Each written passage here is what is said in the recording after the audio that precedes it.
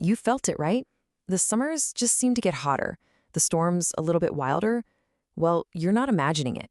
Today, we're going to unpack the story our planet is telling us through its changing climate, a story that's being written in our atmosphere, in our oceans, and in our everyday lives.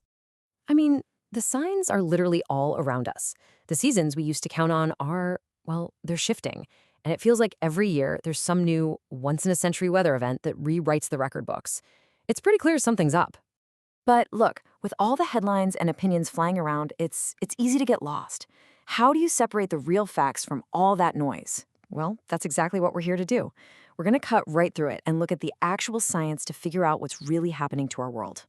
All right, first things first. We got to tackle the biggest point of confusion right out of the gate. Because if we don't get this, nothing else really makes sense. We absolutely have to understand the difference between weather and climate.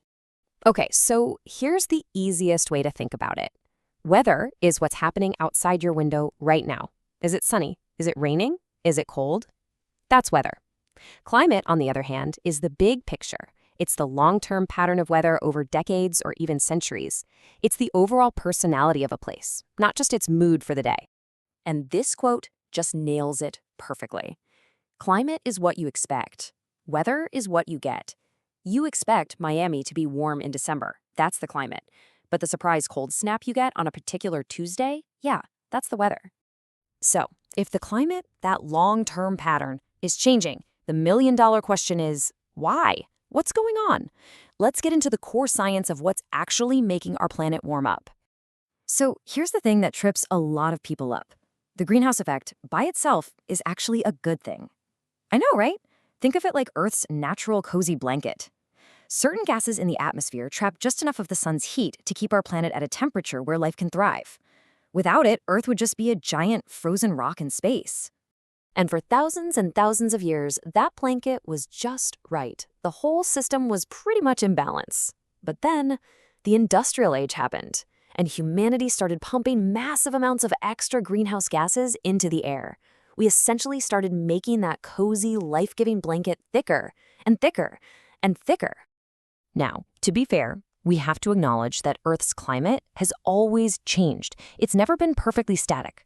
We're talking geological time here. Over hundreds of thousands of years, there have been ice ages and warm periods caused by totally natural things, like giant volcanic eruptions or tiny wobbles in Earth's orbit. But here's the catch. The scientists who study those natural cycles, they saw something different in the data from the last century or so. The changes happening now are way, way faster. They're happening at a speed and scale that those natural causes just can't explain. Something else was in the driver's seat. A new, much more powerful force had entered the picture. And bam! This graph right here shows it all. This is the hard data from NOAA. It's showing the global temperature compared to the long-term average all the way back to 1880. You can see it wiggles up and down for a while. That's natural variability. But then, look at the end of the chart. It's not a wiggle anymore. It's a spike, a nearly vertical climb. And when you put that chart next to a chart of human greenhouse gas emissions, it's pretty much a perfect match. Okay, so the blanket is thicker, the planet's getting hotter. So what? What does that actually mean for us, for the planet? Well, it turns out it's not just one thing. It's a whole cascade of consequences that ripple across the entire global system. Ecologically, it's tough to watch, honestly. We're talking about vibrant coral reefs, these incredible underwater cities being bleached into ghost white skeletons. Glaciers that have been frozen for thousands of years are literally melting away before our eyes. And as they melt, the seas rise, just swallowing up coastlines. Entire ecosystems are being pushed to the brink. And you know what? Those ecological problems don't stay out there in nature. They hit us right where it hurts, our wallets. Think about it. Farmers can't grow food when the weather they've relied on for generations goes haywire. Coastal cities are spending fortunes trying to protect roads and buildings from rising water. And every time a massive storm or fire hits, the price tag for cleanup is just astronomical. But the highest cost really is the human one. This is about people.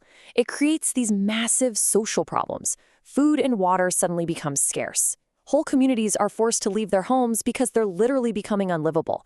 And our health suffers too, from things like heat stroke and breathing problems made worse by pollution. Okay, so that's the big global picture. But to really get a handle on this, let's bring it down to the ground level. Let's zoom in on one country and see how this all plays out in the real world. We're going to look at the Philippines and its complicated relationship with coal. 60%. Just let that number sink in for a second. In 2023, more than 60% of all the electricity in the Philippines came from burning coal.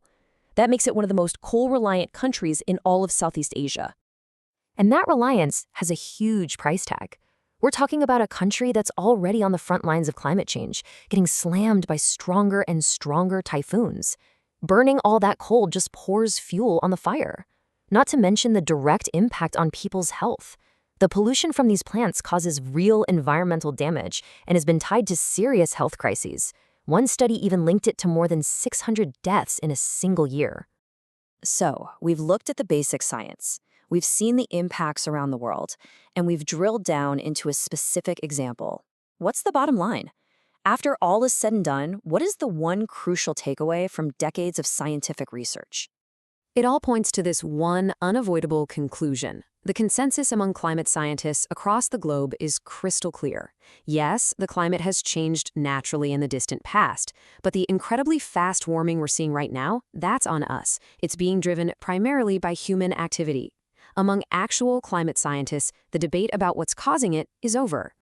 So that leaves us with the biggest question of all, doesn't it? We have the data, we understand the science, and we are seeing the consequences every single day. The story of our planet's past has been written. But the next chapter, that one's still unwritten. And it's going to be defined by the choices we make starting right now. What happens next is up to us.